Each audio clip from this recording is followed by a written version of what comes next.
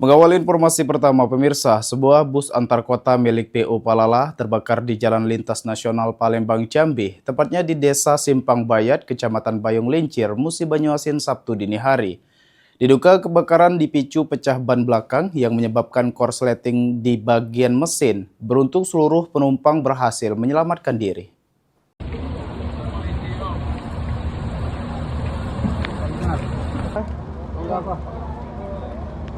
Bus depan rumah. Bus PU Palala bernomor polisi BA7035PU terbakar hebat di Jalan Nasional Palembang Jambi, kilometer 198, Desa Simpang Bayat, Kecamatan Bayung Lincir, Kabupaten Musi Banyuasin. Bus yang dikemudikan Angga Suwardi, warga pesisir selatan Sumatera Barat, diketahui sedang dalam perjalanan dari Jakarta menuju Padang. Peristiwa bermula saat bus mengalami pecah ban belakang sebelah kanan. Sopir kemudian menghentikan kendaraan di tepi jalan untuk mengganti ban. Namun tak lama kemudian muncul percikan api dari bagian belakang bus yang berada di dekat ruang mesin.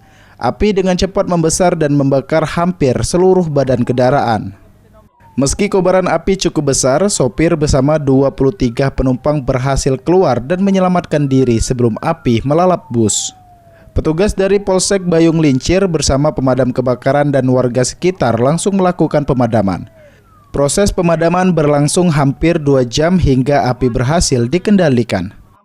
Akibat kejadian tersebut, 1 unit bus mengalami kerusakan berat akibat terbakar. Sementara itu, Satlantas Polres Musi Banyuasin masih melakukan olah tempat kejadian perkara dan memasang garis polisi guna memastikan penyebab pasti kebakaran. Ruzi Iskandar, PAL TV.